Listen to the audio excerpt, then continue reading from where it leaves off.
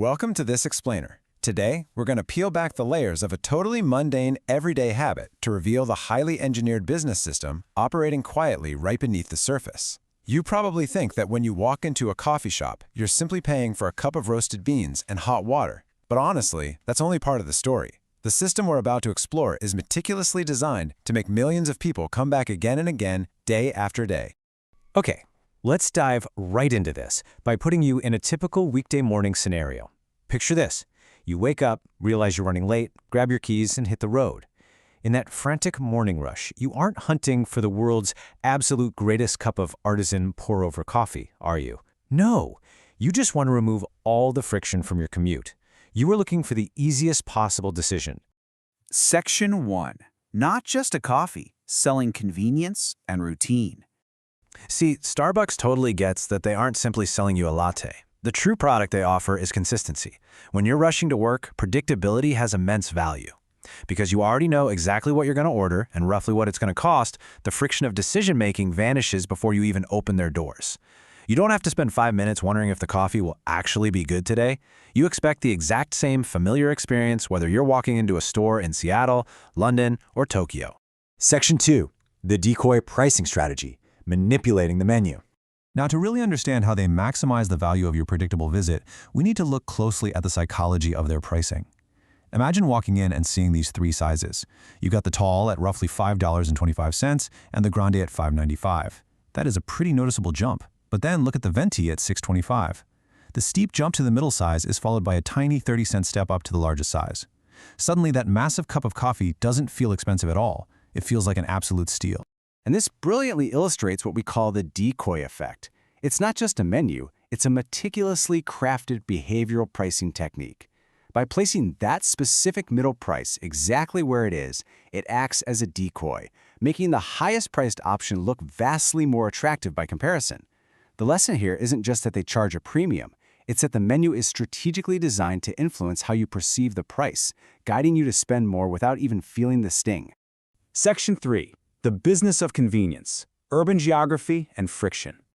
Of course, a clever menu doesn't really matter if you can't easily reach the store. Geographic analysis plays a monumental role here, especially in car-dependent markets.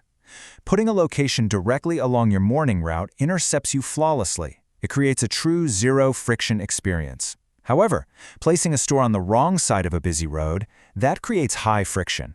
If you have to wait at a traffic light and make a difficult left turn during morning rush hour, you're probably just going to keep driving. Location strictly dictates whether you stop or whether you pass them by. This is exactly why you might see multiple stores surprisingly close to one another.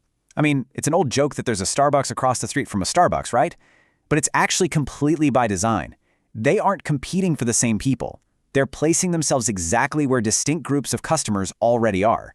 One captures commuters and cars, one intercepts office workers walking into a major building, and another serves pedestrians flowing out of a train station.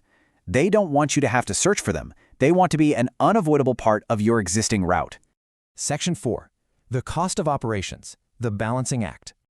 Delivering this level of absolute ubiquity and ultimate convenience introduces a massive business tension behind the scenes.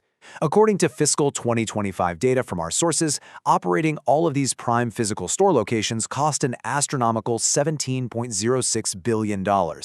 Achieving that zero-friction geographic dominance comes with a staggering price tag. So, to put that into perspective, roughly 45.9% of their net revenue is devoured entirely by the cost of keeping these locations running. Nearly half of the money coming in immediately goes right back out just to sustain that physical brick-and-mortar footprint. And a huge chunk of that monumental cost is labor. Starbucks reported an average hourly wage for store partners of around $19 an hour. And remember, that doesn't even include the additional benefits and compensation programs that push the actual cost of labor substantially higher. This leaves the company locked in a relentless balancing act. If you understaff a store to save some money, the line gets long, the customer experience degrades, and busy people simply leave. But if you add more employees to ensure a lightning-fast experience, your already massive operating costs just skyrocket further. It is a constant tug-of-war between creating the perfect customer experience and managing the harsh realities of operation expenses. Section 5. The digital loyalty machine, the real engine. But here's the thing. They have a final, hidden weapon to justify all this operating expense: And it might just be the smartest part of their entire business model. This goes far beyond real estate and roasted beans. The physical stores and the coffees themselves are in a lot of ways actually just onboarding ramps. The ultimate goal is to get you to download their app, join the rewards program, and load your own cash directly into their digital ecosystem. And wow, does it work flawlessly.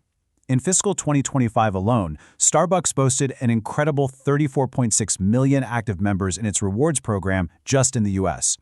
To put that in perspective, that is roughly the entire population of Canada deeply integrated into a proprietary digital payment system. Because once your money is preloaded into their app, the relationship fundamentally changes. You are no longer just a consumer waking up and deciding where to buy coffee today. Psychologically, you are completely locked in. You've already committed your funds. The decision of where to go has essentially been made for you by your own digital wallet, ensuring you're going to return time and time again. After seeing all of this, the decoy pricing that nudges you to spend more, the geographic intercepting that flawlessly removes all friction, and the digital lock-in that captures your cash before you even order, it completely changes how you view that $6 cup of coffee. It's a beautifully engineered system. So I'll leave you with this. Tomorrow morning, when you grab your keys and head out the door, who really owns your morning routine?